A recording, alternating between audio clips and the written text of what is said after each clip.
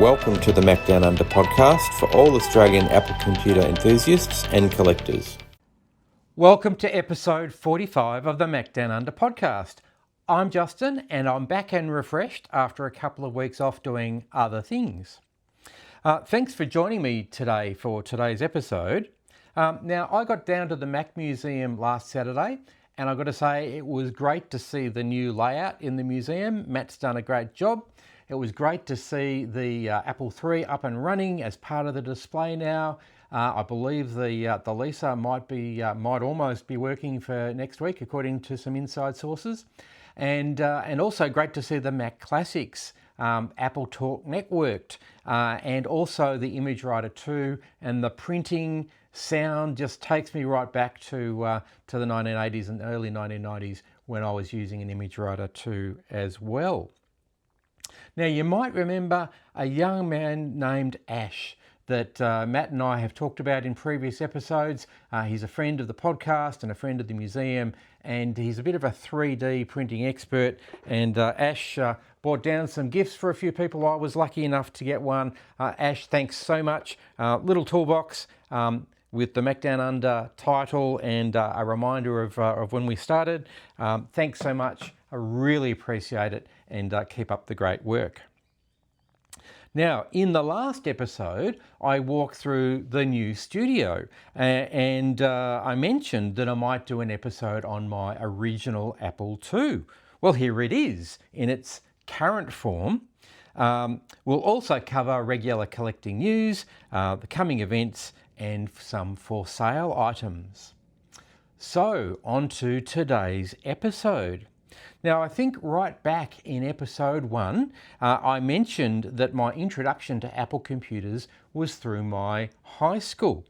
In 1981, they got their very first computer, which was locked away in the teachers' area, but some of us were lucky enough to get in and to use it. And it was an Apple II Europlus, just like this one. At the time, my father was a computer systems engineer with government. And when I visited him at work, I actually got access to a desktop computer. It was one of the early HP 80 series with a little phosphor screen, an LCD screen even, I can't remember. It was very small, and a cartridge and keyboard. Those that know the HPs will know that. And I got to play Lunar Lander and some other really simple games on it. But that really got me interested, and of course, having the influence of Dad and a first computer at school, no great surprise that I got into computing, at least in the hobby sense. So, when the school got their first computer, Dad and I went shopping for our first family computer. I think I've covered a bit of this before. We did look at a couple of different machines that were available in the early 1980s here in Victoria. But I think, and I remember Dad in 1981 going to the various computer stores. We'll talk about a couple of them where we purchased stuff in a moment. And his standard question to everybody was, will it run CP/M, which of course was a very prominent system later in the 80s and the 90s, or does it run Unix? Of course, the underpinnings now of OS X and iOS and basically all the Apple operating systems. But he was asking this question back in 1981 because that was what he was used to. And I also know, for a whole lot of reasons, my father was always forward thinking and pretty much could predict the future, if only you could bottle it. I think the fact that the school had purchased an Apple II and the fact that it had lots of documentation, as people will probably know if you've got one, heaps of documentation, even the schematics of the motherboard in the documentation, and the fact that it could be expanded. That's all of those reasons we ended up buying this Apple II Europlus. So according to the invoice, I've still got it. So according to the invoice, on September the 14th, Dad and I went to the Random Access computer store in Melbourne's Collins Street in the middle of the city and took delivery of this Apple II Plus. So Like all Apple II Pluses, it came with 1 megahertz 6502 processor, which is standard, still in there. It came with 48K of RAM, because that was pretty much the standard by 1981. It came with some game paddles, not these ones, because sadly my original ones got damaged, so these are replacements. A single disk drive, which in fact is the bottom one, the disk drive number 1, the 5¼ inch.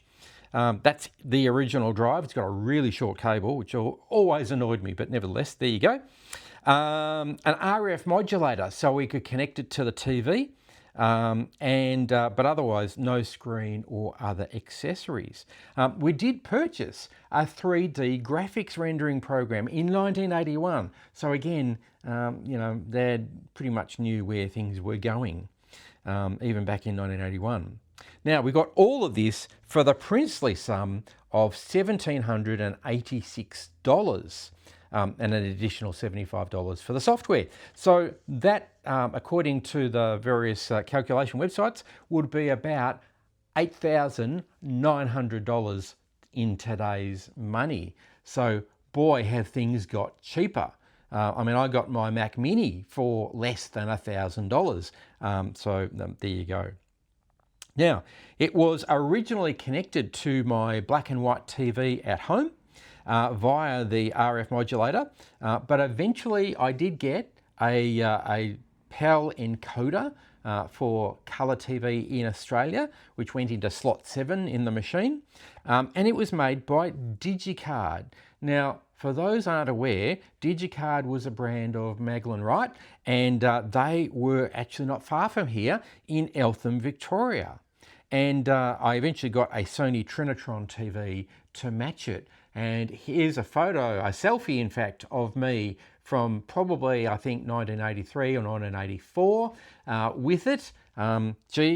Boy, have I changed. In the photo, you'll see that there's a very early keyboard company joystick that I got at the time, but sadly, like most of them, it failed. And at the time, I didn't think to keep it, unlike the computer. But I did get replacements later on. Now, let's look at the documentation that came along with the computer. Now, not listed in the documentation are the stickers, and I've still got the stickers. Where are we? Here we go. I've still got the stickers, the original Apple stickers that came with this Apple II, and with the disk drive, because it was a 16-sector disk drive, it came with all the 16-sector stickers to go on the discs themselves to remind you whether it was a 13-sector or a 16-sector. And we spoke a little bit about that in the episode on external storage. So here's the packing list that came. So we got a manual, the AppleSoft tutorial, which I've still got, but I wasn't able to dig it out for today. It's pretty well worn, so it's probably a bit embarrassing to look at because I programmed in AppleSoft a lot when I was younger. It came with the Apple II basic programming reference, the Apple II reference itself, and remember that had a fold-out schematic of the entire motherboard. A pair of game controllers, sadly, again, not these ones, they went to the rubbish, unfortunately. A cable for the cassette recorder, I actually don't remember that. An Apple power cord, don't remember that either. A warranty card, which in fact I've still got. So naughty me, didn't fill it out, but there it is.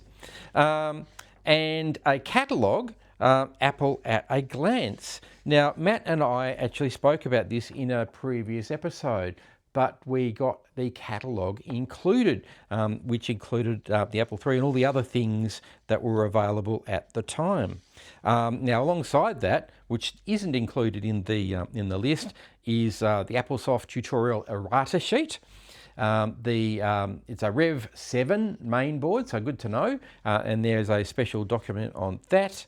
Some user feedback. Obviously, we never filled that out. And what else have we got here?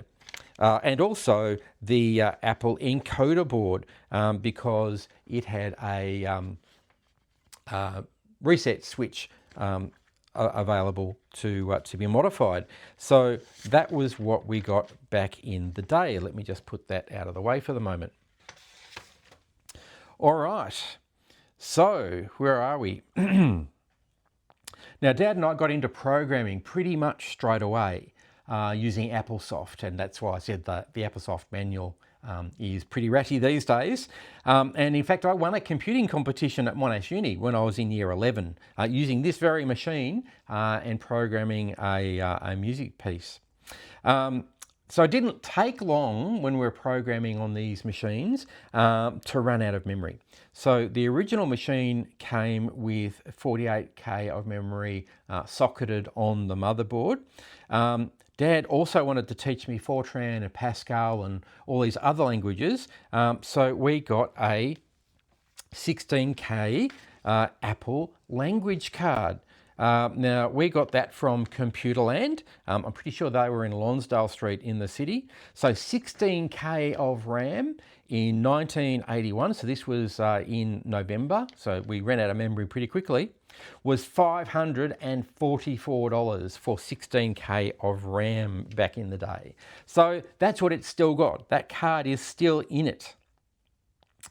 Now, I read in a computing magazine that you could make your own auto repeat function. So you might remember that the original Apple IIs and the 2 Pluses and the Europluses were caps only, and they didn't have a repeating keyboard. They actually had a repeat key that you could hold down and that would allow you to do, in fact, it's next to the return key, that would allow you to repeat your keys, whereas we're pretty used to just holding down, pausing, and it'll repeat your keys now.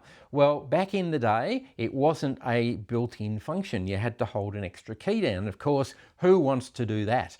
So I know at the time I read in a local magazine about a modification you could make with a small handful of components, which I did. 16 or 17-year-old me made that. Gee, my welding skills, you wouldn't call them soldering skills, were pretty ordinary. I'll put up a photo of the modification. And I used the Zardax word processor, which was actually written here in Australia for all of my uni assignments. And that came with a shift key modification that connected one of the keys through to the game port. And so that's still in place as well. Sometime later, I got a generic 80-column card, which I put in slot 3. And that meant that not only did you get 80 columns of text, but you now got upper and lower case. Remembering 40 columns in the Apple II, the original Apple II, is uppercase only unless you go into graphics mode. So the 80-column card I got after a couple of years, and it's a generic Videx, I think, but not made by Videx.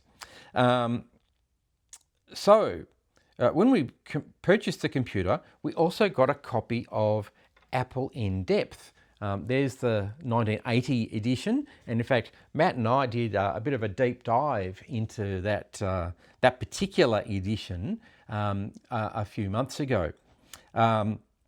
And as a teenage boy, I scoured all the pages to see what I could get for my machine, what I could do with it, or how I could expand it. So eventually I did get a second disk drive, but not the Apple branded one that's there at the moment. In fact, because they were very expensive, but there was a fantastic local market. So DigiCard, again, just around the corner in Eltham, they had their own Apple II disk drives. And so my second disk drive was, in fact, a DigiCard disk drive. I also got a DigiCard parallel card. Can you see a pattern evolving here? And I used it with an Epson FX105 large carriage printer that I purchased in 1987. So that was a while ago. I don't think I've got the printer anymore, but I still have the parallel card. Now in 1987, I got an Apple IIc. So this beastie was still running at 1987, and I got the Apple IIc so I could take it to uni to do my honours degree. So I could actually carry it with me in a bag, had a monitor, but it was still carrying a ball in a bag. And I took that off to the hospital where I was doing my honours thesis because they didn't have a computer available for students, or in fact staff for that matter, at the time. They did have computers for some of their research.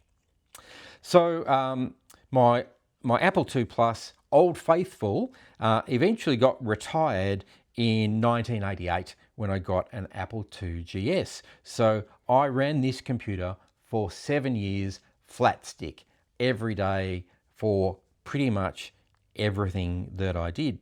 But I didn't sell it. Here it is. So what have I done with it since? Well, I really wanted to, get all those things out of the Apple in-depth catalogue. So I eventually replaced the DigiCard disk drive with another Apple branded disk drive, and you can see the disk 2 here. I probably got that secondhand at some point. Now, the school had an Apple graphics tablet, which is in the Apple In-Depth magazine, and I loved scribbling away and being able to make graphics in the 1980s. And so when I got a chance to get an Apple graphics tablet, I absolutely had to. So I got one of those, which is, I think, connected up into slot number 2. But it probably took me 10 years. So this is probably in the 90s, and I would have got it a bit cheaper. Now, all the Apple photos in the catalogue showed the Apple II with a 9-inch Sanyo monitor, just like this one that I've now moved on to the original Apple II. But I had to have one of those for my Apple II Europlus because that's just what the magazine had. So I had to get one of those. But then in 1981, Apple released the Apple Monitor 3. So an Apple branded monitor, so I had to have that and the stand. And so I eventually imported this one. And I'll put up a photo of the back. There's a bit of an Easter egg. If you can work out what's special about this monitor, let me know down in the comments. Now, I always wanted the Apple acoustic coupler. Now, I covered this when in the episode on modems, the very first of the communications series that we did. But it's evaded me even now. And so, as I mentioned in the episode, I'm actually thinking of getting the Novation Cat, which was the same machine, just with the original branding, and actually making a replica, because I still want to get that because it was in the Apple In-Depth catalogue that I loved in the 1981s. Then there was the profile hard drive for the Apple III. As you can see, I've got one on the Apple III, but it's also compatible with the Apple II. So I was really lucky a long time later, so more than 10 years after it had been retired, so in the 90s, I was lucky enough to get a 10 meg profile with the apparently very rare 10 meg profile card. It came as a bundle from an Apple Users Society of Melbourne member. I was a member of Awesome as well, and I think he was down in Brighton somewhere. So that card eventually went into slot 7 because I didn't need the PAL card anymore because I was using the black and white monitor. And if you know about the Apples, they boot from the top slot down. So slot 7 is the first one to get polled to see if there's a device there. So that way the profile actually boots first. And then 6, which is where the disk 2s are, and we'll talk about 5 in a moment. Now, mind you, by the time I got the 10 megabyte profile for the Apple II, I had already gone through a 20 megabyte SCSI disk for my Apple II GS. So this really was collecting now in the early 90s, because my daily drive was well and truly beyond anything the Apple II Europlus could do at the time, but I still loved it. All right. So eventually I found out that the Unidisc 3.5s that I've got there in the Snow White, again, we covered those in the storage episode on disk drives, were actually compatible with the Apple II Plus, with the ASCO/Lorion card. So I had to get those as well. So 2 Unidrive 3.5s, and the Lorion card is in slot 5, of course. Now, I eventually worked out that the Apple mouse, I knew about it working in the 2C, and I knew that it worked in the 2E. What I didn't know is, in fact, it works in the 2 Plus as well, just with a very early version of ProDOS. So in slot 4, I've got a mouse card, and as you can see over here, we've got the Apple IIe mouse. Now, again, you might remember what's special about this particular mouse is that it's got the beige connector. We covered this in the big mouse episode. So it's got the beige connector because it's the Apple IIe mouse, but it does work on an Apple II Plus.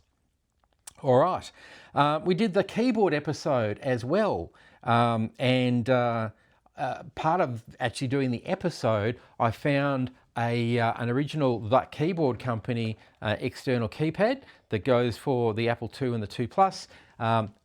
Eventually I'll get the Apple badged version of this, but it was made by the keyboard company because of course Apple purchased them, and so that's connected in, or it's not at the moment, but that's connected into the keyboard plug. Now, I haven't mentioned along the way I had to have a silent type again because that was in the Apple in-depth catalogue, so eventually I swapped over the parallel card and put the printer card, which is specific to the silent type, in slot 1.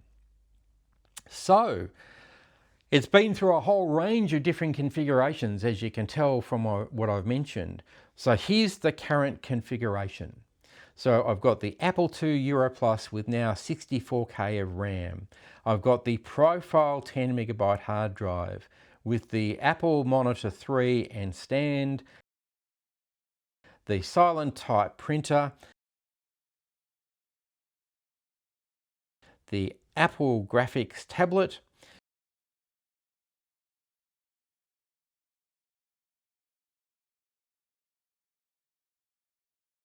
the Apple II mouse, I've got replacement game paddles, I've got the two Disk 2 drives, I've got the two 3.5-inch Unidisc drives, and I've got the keyboard company external keypad, which of course Apple purchased.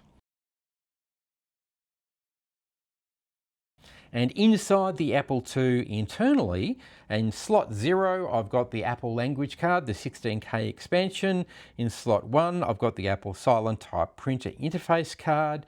In slot 2, I've got the Apple graphics tablet interface card. In slot 3, I've got a generic 80-column card. In slot 4, I have the Apple mouse card. In slot 5, I have the Unidisc 3.5 interface card, the Lorian card.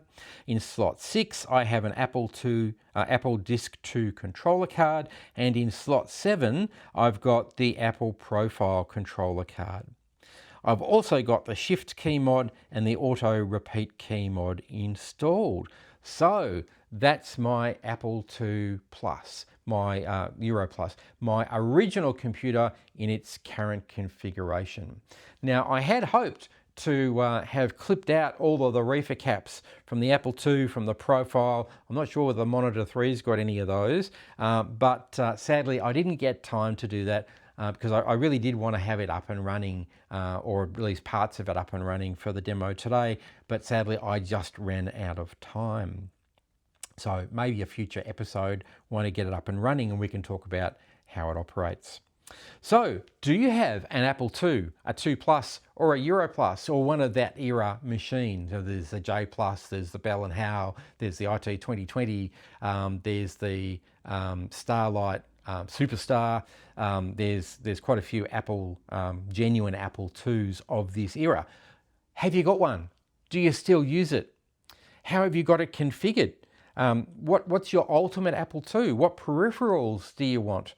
Some options that I had but I didn't put in was a Saturn 128K RAM card, Super Serial, or just a plain serial card from Apple, a Z80 card, I've got a few of those as well, or did you want color and put a PAL card in? So many choices, so few slots. You would think that 8 slots would be enough, but in fact when you start getting into it, you run out pretty soon. Now I know there's the Apple card and there's the Mountain Hardware multifunction card, which in fact I found outside this morning, which do multiple things, but not genuine Apple. So for me, in terms of Apple collecting, that makes it a bit awkward.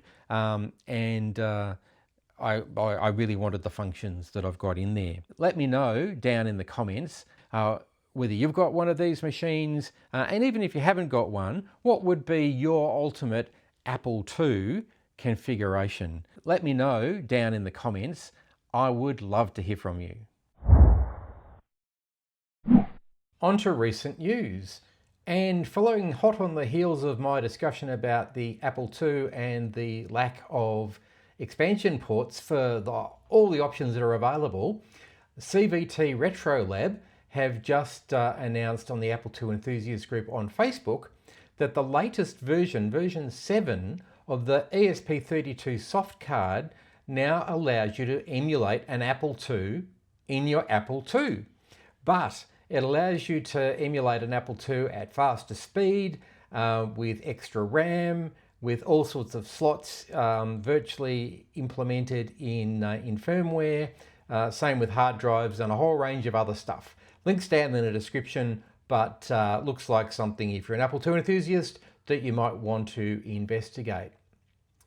Next up, this has been quite popular in a whole range of places and a few podcasts I've listened to myself. But the user Nick over at the Apple Macintosh enthusiast group on Facebook has talked about or linked to his project about an Apple Franken-Lisa. I used to call my Lisa a Franken-Lisa, but I think this is even more so. Anyway, it's worth having a read at his post, and basically he's built himself an Apple Lisa from the ground up using 3D printing, spray paint, bog filler. I think it's a Raspberry Pi that's actually implementing the Lisa, and a TFT screen in the case. It's almost full size, and it looks fantastic. I'm not sure that his main goal, which was to save money instead of purchasing a Lisa to build one, I'm not entirely sure that he met the aims of his project. However, it looks like a whole lot of fun, so have a read. Link down in the description. Next up, user Alex over on the Apple Macintosh enthusiast group at Facebook has looking for testers for his beta software, Mac in AI pre-release 1.0. So apparently this will let your classic Mac running system 7.1 up to 9.2 access AI tools, including OpenAI, Anthropic, Gemini, OpenRouter, and Claude. So if you're interested in AI and you want to run it on your classic Mac, have a look at the links down in the description. And last up for today, user Thomas over at the Apple II enthusiast group on Facebook has posted a link to a getting started manual for FujiNet on your Apple II. And the manual itself is patterned after the Apple II owner's manual. It looks fantastic. So if you want to get into FujiNet, if you haven't already, or you want to learn more about FujiNet and you're just starting out, have a look at the link in the description. Okay, coming events. Technology markets. I noticed cancelled their last market on the weekend, on the 14th of June, and there's no new updates advertised as yet. So watch their Facebook page, link in the description. Retro Gaming Bendigo held their last meeting over the weekend, but haven't updated their website either. So check the link in the description if you want to find out more about their next meeting. The Mac Museum. As I mentioned, I attended the last open on Saturday. It was fantastic. Great to meet some new faces and catch up with some regulars. But Matt hasn't updated the website yet, but I'm sure there will be an open day in early July. But link in the description, check the Mac Museum website, maybe buy a kit or something else from the Mac Museum in the meantime. WasFest. Their next meeting is on the 25th of July in New South Wales in a private home. This is for Apple II enthusiasts. Link down in the description. Don't forget to contact the organisers because this is in a private home. The Adelaide Retro Computing Group have their next meeting on Friday the 10th of July in the usual place at the usual time in Unley, South Australia. And if you have a retro computing event, particularly one involving Apple equipment or software, please reach out, let me know, and I'm happy to include it in my list. Okay, on to this week's for sale items. And I've had a look at Apple II Europluses, and I'm a bit surprised there's a few things available, but boy, they're not cheap. So here we go. First up, we have an Apple II Europlus 48K. Now, this is a parts machine. It's missing power supply. Its keyboard requires some work, apparently. But otherwise, it was tested with an alternative power supply and apparently working. This one is $599 in Victoria, remembering it's parts only. But I notice the same seller has a second unit with bits that do work, so you might be able to do a deal. Next up, friend of the show is selling an Apple Disc 2 floppy disk drive, which has been restored, serviced and tested. This one's in Victoria for $174.04. Maybe you can negotiate the 4 cents. But friend of the show, known to be a good operator. So this will be a good unit if you need it.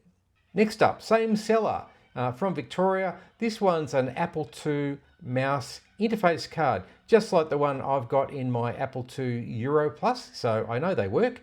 And again, good seller, know that this will work. $159.11. Again, I reckon the 11 cents might be negotiable.